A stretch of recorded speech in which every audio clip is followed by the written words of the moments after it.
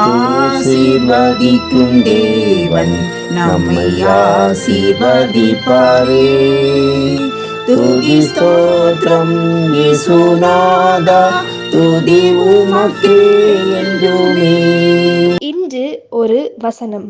அவர் தாமே நம்முடைய பலவீனங்களை ஏற்றுக்கொண்டு நம்முடைய நோய்களை சுமந்தார். மத்தேயு 8:17. அன்புக்குரியவர்களே, இயேசு கிறிஸ்துவின் இனிய நாமத்தில் உங்களை வாழ்த்துகிறோம், ஆசீர்வதிக்கிறோம். சமாதானத்தை கெடுத்து கலக்கத்தையும் திகைப்பையும் கொண்டு வரும் இன்னொரு கொடிய வல்லமை வியாதியாகும். சில வியாதிகள் சரீரத்தில் தாங்குனா வேதனையை, வலியை கொண்டு வந்து சரீரத்தை வாதிக்கும். அநேகருக்கு வியாதி மரண பயத்தை கூட கொண்டு வரும். சமாதானத்தை கெடுத்து திகைக்கும்படியும் செய்யும். 12 வருடமாய் பெரும்பாடுள்ள ஸ்திரீ இயேசுவிடம் வந்து அவரது வஸ்திரத்தின் ஓரத்தை தொட்டு சுகம் பெற்றாள். அவளது விசுவாசம் அவளை ரட்சித்தது. இயேசு சரீரத்தில் சுகத்தையும் உள்ளத்தில் சமாதானத்தையும் கொடுக்கிறவர். ஆவி, ஆத்மா, சரீரத்தில் பூர்ண சமாதானம் வரும்போது கலக்கங்களும் பயங்களும் ஓடி போய் விடுகின்றன. நம்முடைய நோய்களை இயேசுவானவர் ஏற்கனவே சிலுவையில் சுமந்து விட்டதால் நாம் அதை குறித்து கவலைப்பட வேண்டியது இல்லை.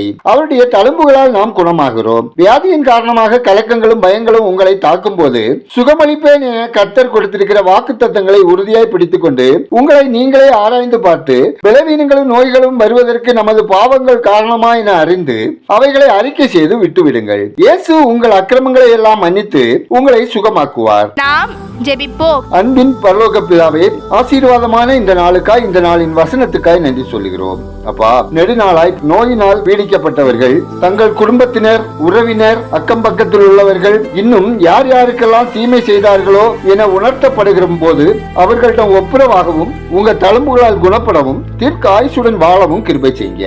ஆண்டவரே, உங்க பிள்ளைகள் அனைவரும் பாவ சாப கட்டுகளில் இருந்து, ஏவல் பில்லி சூனிய கட்டுகளில் இருந்து விடுதலை பெறவும், குணப்படவும், சமாதானமான மகிழ்வான வாழ்க்கை வாழவும் வழி நடத்துங்க. கர்த்தாவே, மருத்துவமனைகளில், வீடுகளில் வியாதி படுக்கையாய் இருக்கும் ஒவ்வொருவரும் இயேசு என் பலவீனங்களையும் நோய்களையும் சிலுவையில் சுமந்தார் என்ற விசுவாசத்தோடு உம்மில் பலப்படவும், குணப்படவும், தீர்க்காயுசுடன் வாழவும் தயவு செய்யுங்க. ஒவ்வொருவரின் அனுதின தேவைகள் சந்திக்கப்படவும், கையின் பிரயாசங்கள், அப்பம், தண்ணீர், பொருளாதாரம், வருமானம், தொழில், வேலை, வியாபாரம், விவசாயம் ஆசீர்வதிக்கப்படவும் ஜெபிக்கிறோம். எங்கள் தேசம் ஆசீர்வதிக்கப்படவும், மக்கள் இரட்சகரை அறியும் அறிவில் வளரவும், நீதித்துறையில், காவல்துறையில், பொதுப்பணித்துறையில், வருமான வரி, விற்பனை வரி, சுங்கவரி துறைகளில், ஊரக வளர்ச்சி பணியில் பணிபுரிவோர் பண இச்சைகளுக்கு விலக்கி காக்கப்படவும், உண்மையாய், நேர்மையாய், உத்தமமாய் தங்களை காத்துக் கொள்ளவும் குற்றமில்லாத இருதயத்தை தாங்க.